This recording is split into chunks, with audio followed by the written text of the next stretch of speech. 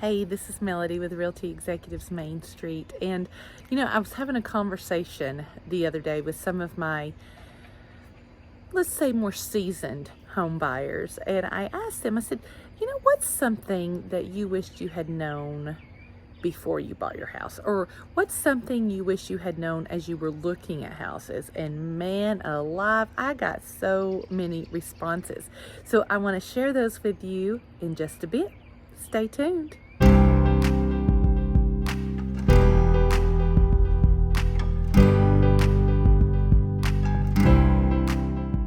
One of my friends said that she wished she had really understood the location of the laundry room.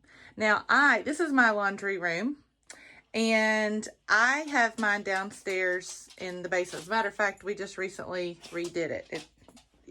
It was a whole mess, but now it's very functional. And so she said that she wished she had thought about that because most of her kids' bedrooms are upstairs, and she wished she had her laundry room upstairs. So you kind of have to think about that. If it's upstairs, yes, it might be more convenient, but if it's downstairs, it might be better in case there's a leak. And a lot of times there'll be a drain in the floor, or in my case, I have a back door that I can easily rush water out of. And there are rumors, you know how rumors are.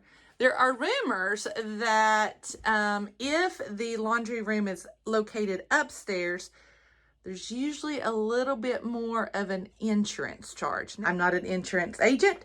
That's a rumor. Many people noted that the size of the kitchen is also very important when you are home buying.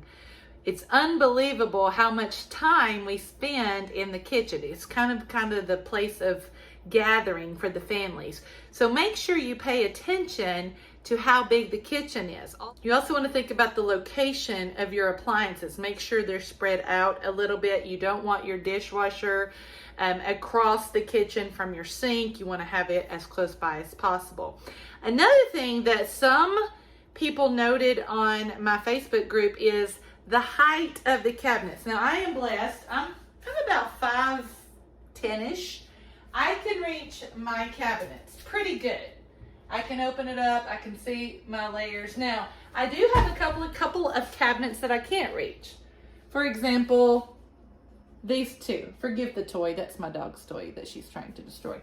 I can open these okay, but I can't see in them very well. And so I always have to get somebody taller than me to get things I need from those cabinets. So pay attention to the height of the cabinets, especially if you're going to be in them a lot. Another important feature when you are looking for a home is pay attention to the overhead lighting. Now, in my overhead lighting, I've got some pod lights. I also have a ceiling fan. I don't have the light on right now, but it does have lights, because I cannot tell you how many times I've taken clients into homes and we're like, it's so dark, and we look, there's no overhead lights at all. And so if you you want a lot of light, we want natural light as much as possible, but we also want to make sure there's an overhead light in the important rooms of your home. Another thing you want to notice when you are looking for a house is, where are the outlets? If you look in this hallway, there are no outlets in the hallway. It's not too big of a deal because we have a wooden floor, but if there were carpet here, you would probably want at least one outlet in the hallway to plug in the vacuum. So that's another thing you want to take note of. Also, you want to make sure there are GFCI outlets near sink areas in bathrooms and in kitchens. This particular one has gotten some paint on it, which is not ideal, but at least you can see where the GFCI is. That way, if water were to some reason get near something plugged into this, it will cut off here instead of shorting a fuse or causing electrocution. You also really want to pay attention to your basement. You want to make sure that there is no water issues. You're not seeing water staining on the ceiling, or you're not seeing maybe some water near the bottom of the molding. Because if there is, then that might be something that you need to check out even more. At least ask some questions and get answers to those questions in writing.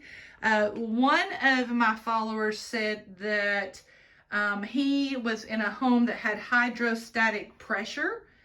And basically what that means is he needed a sub pump because there was outward and downward pressure caused by standing water pushing against an object or surface that blocks it. And so in his particular case, it was the basement walls. The pull of gravity against standing water is relentless, causing the water to push and push hard against anything that restricts its flow. Another important thing you want to take note of is where the septic tank location is. Most of the time it will be within the perimeter of the home, and then the field lines will be out a little further. So you definitely want to know where that is and when it was last cleaned out.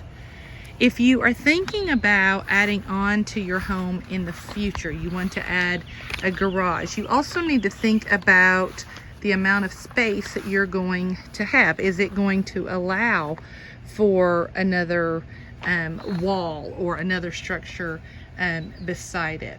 Now, we really have to think about that here in East Tennessee because we have a lot of moisture. And so if your home is on a backward slope, meaning that the water's coming down, you really do need to think about the drainage issues and how that water is going to flow. You definitely want to make sure it's not near the foundation of the home. You want to have these extenders right here, but you also need to worry about the grading of the landscaping to make sure that water is not getting down into the foundation. I know one thing my husband and I do, we go walking almost every day and just saying hi to the neighbors, kind of getting a feel for the neighborhood. That's very important before you purchase the largest item that you will ever purchase in your lifetime.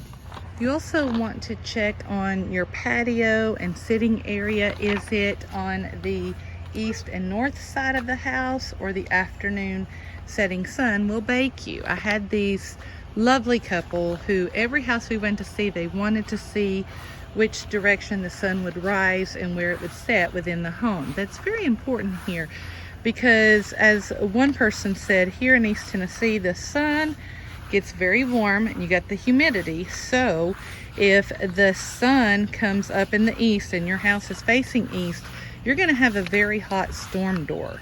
This happened to me personally. Every time I'd go out to try to get the mail and I touched my storm door, the handle would literally burn you. So that is something you need to think about here in East Tennessee.